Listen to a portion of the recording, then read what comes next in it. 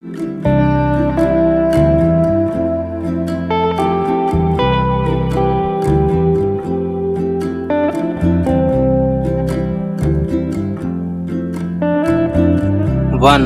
To three start. महोदय, भारतीय press परिषद की 30वीं वर्षगांठ पर आयोजित समारोह में माननीय राष्ट्रपति ने कहा है कि प्रेस की स्वतंत्रता एक आदर्श सिद्धांत है और इसके साथ किसी भी प्रकार का खिलवाड़ नहीं होना चाहिए। निश्चित ही यह बात कहते समय उनके ध्यान में पिछले कुछ वर्षों में समाचार पत्रों व पत्रकारों पर हुए हमलों की घटनाएं रही होगी। प्रेस की स्वतंत्रता बहुत व्यापक अर्थ रखती है। इसका अर्थ केवल समाचार संकलन व प्रकाशन तक ही सीमित नहीं है, अपितु सही समाचारों के प्रकाशन के उचित वातावरण का निर्माण भी प्रेस की स्वतंत्रता के अंतर्गत आता है। परंतु विगत कुछ वर्षों का इतिहास निरंतर प्रेस की स्वतंत्रता पर अलग अलग तरह से आक्रमण कर रहा है। देश में जिस तरह अन्य व्यवस्थाओं से आदर्शों का रस्खलन हो रहा है, उसी तरह प्रेस की स्वतंत्रता के आदर्श का भी स्खलन हुआ है। इसका एक प्रमुख कारण सत्ता प्रतिष्ठानों व राजनीति का अधिकाधिक असहिष्णु होते जाना है। यह एक स्थापित सत्य है कि प्रेस की मुख्य भूमिका विरोध की होती है। समाचार पत्र पत्रिकाएं जो कुछ घटित हुआ है मात्र यही नहीं बताते हैं, बल्कि जो कुछ गलत हो रहा है उसे सामने रखते हैं और सही क्या हो सकता है इसका संकेत भी करते हैं। इधर समाज के सभी अंगों में जो असहिष्णुता बढ़ी है, उसे प्रेस की यह विरोध की भूमिका पसंद नहीं आती। इसलिए वह अपने अनुकूल न पाने पर प्रेस की स्वतंत्रता को बाधित करने के लिए किसी भी स्तर तक किसी भी प्रकार के हथकंडे अपनाती है। यह अलग बात है कि वह सब कुछ करने के बावजूद आज भी एक सीमा से अधिक प्रेस की स्वतंत्रता का हनन नहीं कर पाती। प्रेस की स्वतंत्रता का सर्वाधिक हनन सरकारों तथा प्रशासन द्वारा किया जाता है, क्योंकि उनके पास सर्वाधिक कानून सम्मत शक्ति होती है। किसी भी समाचार पत्र पत्रिका को दबाने का एक प्रमुख आधार विज्ञापन होता है।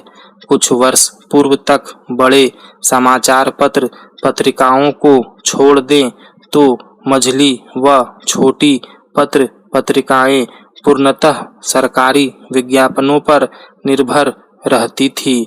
उस समय सरकारें अपने प्रतिकूल समाचार छापने वाले समाचार पत्रों को सजा के तौर पर विज्ञापन देना बंद कर देती थी।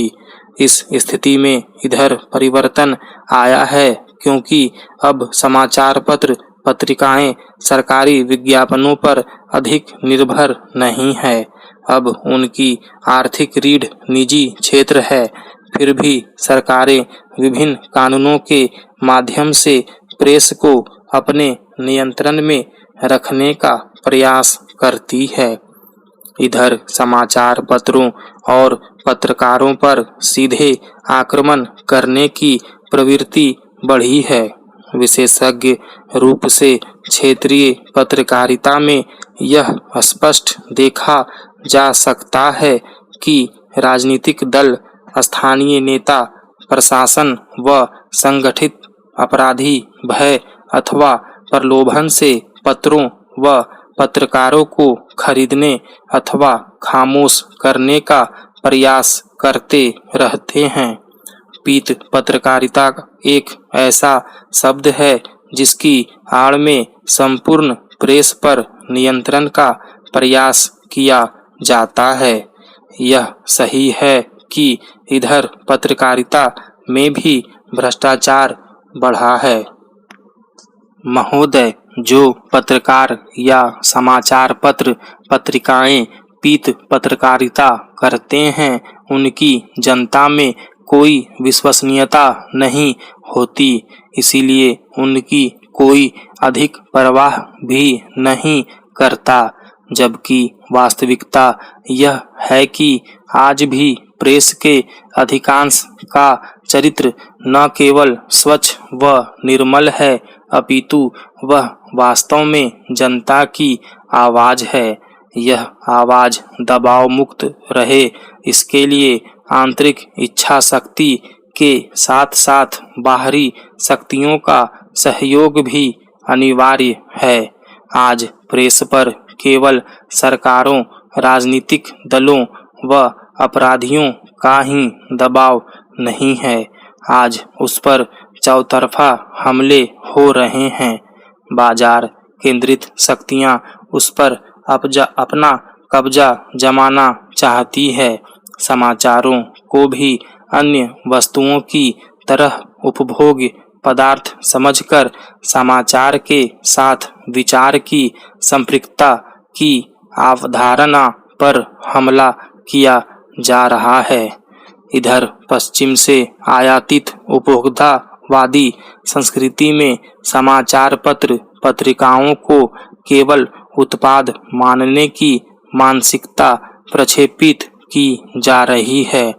इलेक्ट्रॉनिक मीडिया के विस्तार में सब कुछ सजीव साक्षात की होड़ के चलते यह भुला दिया गया है कि जो कुछ नजरों के सामने है केवल उतना ही सच नहीं होता।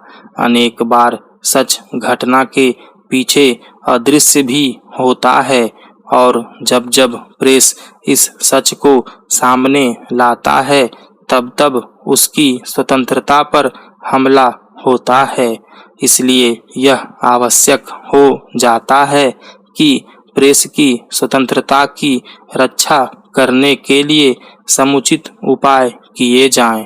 भारतीय प्रेस परिषद इस दिशा में कारगर कदम उठा सकती है।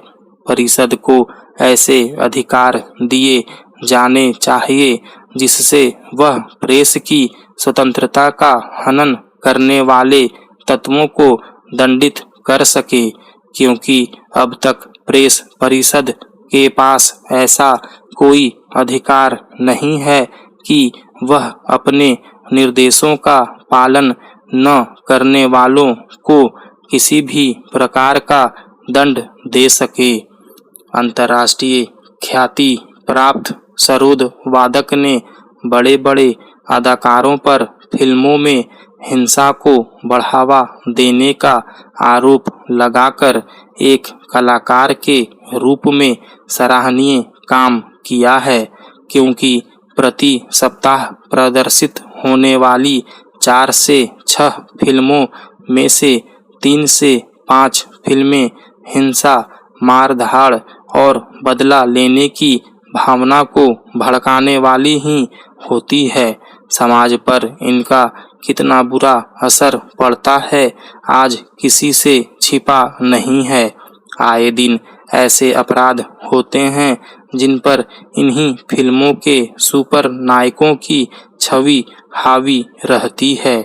अपहरण और हत्या के विभिन्न मामलों का भेद खुलने पर पता चलता है कि अपराधी ने अमुक फिल्म से यह विचार लिया था। कहना समीचीन होगा कि फिल्म, कला, समाज और साहित्य एक दूसरे से जुड़े हुए हैं। हर किसी का प्रभाव एक दूसरे पर होता है। जहाँ तक फिल्मों का प्रश्न है तो आज का हिंदी सिनेमा वास्तव में दिशाहीनता के दौर से गुजर रहा है। हिंसा, बदले की भावना और सेक्स ही फिल्मों के मुख्य विषय बनाए जाते हैं। देखा जाए तो यह परंपरा 70 के दशक से शोले जैसे कुछ फिल्मों की आशातीत सफलता से शुरू हुई। स्टॉप।